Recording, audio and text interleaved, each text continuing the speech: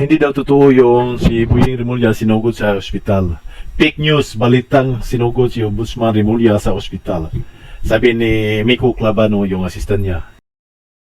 Ang linggong darating dahil yan ay ang Three Kings. So, pagdating po ng Three Kings, nako, kinakailangan pira-pirasuhin ko na itong tunay kong Christmas tree, ilagay sa bag at ilagay sa basurahan. Yan nga lang po ang problema kapag tunay na Christmas tree ang iyong gagamitin, darating ang panahon, kinakailangan lagariin at ilagay sa plastic bag at itapon sa basurahan. Hindi gaya kung yan ay plastic, ayusin mo lang uli, itatago at gagamitin sa susunod na taon. Pero okay lang naman po, hanggang Three Kings ay meron tayong siyempre celebration dito sa ating tahanan at kung Three Kings nito ay ganun din po ang gagawin natin, no? Bago matapos talaga ang Pasko ng 2025 and 2026. Well, ngayong araw nito, ang pinag-uusapan, abay talagang pinagtutulungan nila si Congressman Leandro Libiste. Well, Congressman Leandro Libiste, dahil ikaw ay minsan nag-sit-in sa aking klase sa Constitutional Law 2, at dahil ikaw ay talagang matalino at talaga namang alam kong malinis ang iyong hangarin, dahil ikaw ay kumita na ng malaki sa iyong power business at hindi na kinakailangang mangurakot, re-resbakang kita. Ngayon, dating isang kongresista, pag-usapan natin, magkano ba talaga ang kubra ng mga congressman? Di ba? Magkano ba talaga ang kinukuha ng mga nagmamalinis sa Delima, ng mga joke na nagtatahimik ngayon? Ngayong may kontrobersya sa 2 million na Christmas bonus, tahimik. Ngayon, ang una-una kong sasabihin, totoo po yan. Meron talagang 2 million na bonus ang mga congressman. Yan po ay nanggagaling kuno sa speaker. At hindi lang po yan. Kada magre-recess ang Kongreso at 4 na beses nagre-recess ang Kongreso, meron din pong tag 2 million yan. Dahil ang dahilan, kapag uuwi sa distrito, maraming bigay-bigay, so binibigyan ng tag 2 million. So Christmas gift po talaga yan, Christmas bonus yan, pero kaya naman binibigay sa Kamara ng Representante dahil ang dahilan, mamimigay din ang mga congressman sa taong bayan. Pero huwag niyong i-deny na yan ay Christmas bonus. Dahil yan talaga po ay tunay na Christmas bonus na kayo lang mga congressman at mga senatong ang nakikinabang. Malinaw po yan. Karanasan ko po yan bilang isang kongresista. Talaga pong pagpasko may Christmas bonus over and above. At alam niyo pa, yung Christmas bonus na yan, posible po yan bukod pa dun sa chine-cheque.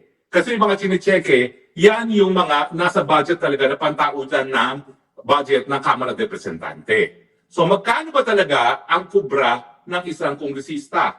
Well, unang-una ho, yung sinasabi nila na para sa empleyado yan, hindi totoo.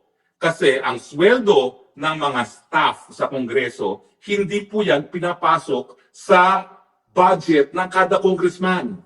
Ang sweldo po ng plantilla at ng mga consultants, yan po ay nakapasok mismo sa budget mismo ng Kamara ng Representante, hindi sa individual na congressman. Now, kada congressman po ay merong plantilla. Ano po yan? Okay, meron pong plantilla yan na 6. Okay, yung Chief of Staff, Legislative Staff Officer 4, 3, 2, 1, and 8. So, 6 po yan. Pero bukod po dyan, na ang sweldo ay nanggagaling sa Kongreso, hindi doon sa monthly budget ng congressman, meron pang pong 10 na mga consultants na yung panahon ko po ay tagto 200,000, yung 10 tagto 20,000 kada linggo. Kaya nga po sinasabi nila, lugi ang congressman pagdating sa mayor dahil ang mayor ang daming ghost employees. Pero bawi naman po ang congressman. Ito po ang kanilang kubra. Unang-una, yung sweldo, nakacheque po yan, 4 million a year. Dahil yan naman po talaga ay government standardization na scheme, no? Ang congressman po at mga senatong second highest na sweldo, ang pinakamataas pong sweldo, yung presidente na umaabot ng mga 5 million. Pero ito po ang hitch. Yung sinasabi nila na liquidation by mere certification, alam niyo ba magkano kada congressman yan? Yan po ay 58 million kada congressman. 58 million. So kung di-divide mo yan sa 12, yan po ay pumapatak ng 4.8 million. Ngayon, dadagdagan mo pa yung 4 million salary, sabihin na natin 400,000 yan, so nagiging 5.2 na. Pero meron pang ibang mga budget na ibinibigay. Meron pa yung travel allowance, meron pa yung office supplies. Bukod pa po yan doon sa MOOE. Pumapatak po talaga na kada buwan ang nakukuha ng isang kongresista ay 7 million a month. Panahon ko pa po yan, ha? Yan po ay cheque. Bukod pa yan yung mga cash na binibigay ng speaker tuwing ang Pasko at tuwing magkakaroon ng congressional break. Now, bukod pa po dyan, merong PDAF na tinatawag na ngayon, allocables ang tawag nila. Nung panahon ko, 70 million. So, ibig sabihin, tanggapin mo o hindi, meron kang 70 million intended para doon sa mga infrastructure projects na maliliit, mga pang ano yan, mga pang multipurpose hall, na yan naman ang hinihingi talaga ng mga botante, no? So, ngayon po, itinaas ang allocables. Ang allocables ngayon, 220 million. Mantakin nyo, ha? Ilang taon lang akong umalis ng Kongreso. Umalis po ako ng Kongreso 2017. From 70 na PDAF, naging 220 million na yan. Lahat po yan ng kongresista. Noong panahon ko, kung merong kongresista na tatanggap, ang nakukuha nila ay 10%. Ako po talaga Kristiyano. Kaya, ako po talaga, binuhos ko lahat ng aking pondo para sa mga proyekto. Kaya kung titignan nyo yung aking mga proyekto, makikita nyo, napakalaki ng aking mga multipurpose halls kung ikukumpira mo doon sa multipurpose halls sa ibang kongresista. Ang sinasabi ko na sa mga contractors, hindi na ako hihingi kasi barya lang naman yun. 70 million na kada isang multipurpose hall is 1 to 2 million. Bakit mo pa pagkakainteresan yun? Kinikita ko naman dati yun sa private sector. Kaya hindi ko na pinapansin yan. Gaya ni Congressman De Viste, na kumita na po yan. Huwag niyong sasabihin, ha, pero kumita po yan nung binenta niya yung kanyang solo project. Hindi po bababa sa 50 billion ang kanyang kinita. So kung ilalagay mo na lang yan sa bako, ang 50 billion, magkano yan? Sabihin mo ng 10% interest, edi meron na siyang 500 million a year. Kaya hindi niya kinakailangan ang mga kwarta na nanggagaling sa kongresista. Ngayon, so dati-dati po, 10% yan kapag kalye, 5% kapag building. Pero ngayon nga po, sabi ni Mayor Bagano, nagiging hanggang 60% ang napupunta sa kanila. O magkano yun? 60% na 220. O ang 10% na lang ay magkano yung 2.2. So kung nawawala 220, magkano yun? Magkano lumalabas doon? 220 less sa 70%. Magkano yung 70%? Ang natitira na lang siguro mga 30 million. So 90 million na yan. O, di ba? Meron na siyang 7 million a month plus meron pa siyang 90 million doon guaranteed. Doon sa allocables niya. O divide mo yan by 12, roughly 9 million. Ito magkano nakubra nila? E di nasa 16 million na sila a month. Pero ito po ang bonanza. Kaya talagang gusto nilang maging kongresista miski wala naman sila alam sa paggagawa ng batas. Maski sila ay napupunta lang daw nagpapacheck na attendance. Bakit sila gusto maging kongresista? Dahil nga po sa infra budget. Now, ang formula po na dinivise ni Yusek Cabral, hindi bababa ang kada district congressman sa 1 billion na infrastructure. Kahit ano pong mangyari, hindi bababa yan sa 1 billion. That's the great equalizer. Ngayon, 70% of 1 billion is 700 million. O sabihin na natin, hindi gahaman si congressman. Kalahati ang kinikita niya. Mantakin niyo, 500 million din yan. So kung sa tingin niyo, konti lang ang kubran mga congressman, nako, lahat po yung mga yan. Kapag yan nag-9 terms, bilyonaryo po sila. Kaya nga napakamahal na po ngayon, tumakbo para congressman. Gagastos sila hanggang 400 million para manalo sa kongresista kasi nga naman, kung makakakuha ka ng 1 billion worth of project, sabihin na natin malinis sila. Sabihin na natin na ililimit nila to 20% ang kita nila. O magkano 20% ng 1 billion? O di ba? That's 200 million. Yung 15 million a month pa nila. O di ba? So that's 200 plus 150, 350. Kaya nga gagastos sila hanggang 350 kada eleksyon kasi ang balik naman yan times 3 dahil 3 taon ang kanilang termino. Naintindihan nyo na ngayon kung bakit namimigay ng pera lalong-lalo na ang mga kandidato sa kongreso. Dahil nakatago ang kanilang kubra dun sa infra. At pati yung mga chinichikehan ng gobyerno, abay pipirma lang sila. I certify that the public funds amounting to how much? 58 million minimum in MOOE was spent for a public purpose. Pero yung 58 million, kulang pa po yun dahil meron pang supplies, meron pang travel allowance. Pumapatak po yan siguro mga 70 million. Pirma lang, I certify that it was spent for a public purpose. Alam niyo, nung bago ako sa Congress, maraming nawawalan ng trabaho dyan sa Kongreso kasi may natatalong kongresista, may nag-3 termers. So lahat po yan, habang nagkakaroon ng briefing, kasi may briefing na ginawa si Professor Claire dun sa Kongreso, no? Nandun po yan, nakapila-pila sila, nagbibigay ng resume. Aba, may kinuha ko kasi isang hindi na veterano sa Kongreso kasi nga, hindi ko alam kung paano yung liquidation. Akala ko, ang liquidation, mahirap. Abay, biro mo, kumuha ko na isang tao na old-timer dahil ang akala ko, kinakailangan ko isang veterano para mag-liquidate. Yung pala, pipirmahan lang. I hereby certify that the amount of 70 million was spent for a public purpose. Yun lang. Yun yung tinatawag na liquidation by mere certification. So, ganyan katindi po ang kubra ng mga congressman.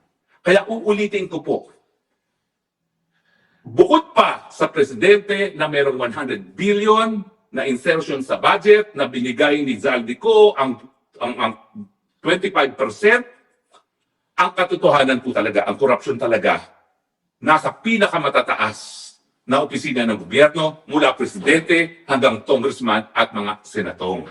Si Miriam Defensor Santiago po, siniwalak din kung magkano ang budget ang kubra ng mga congressman. Babalikan po natin yan. Siguro bukas, babalikan natin yung expose ni Miriam Defensor Santiago. Dahil dyan po talaga sa Senado, ang system naman, itong total budget, let's divide it by 24. Ganun lang po sila.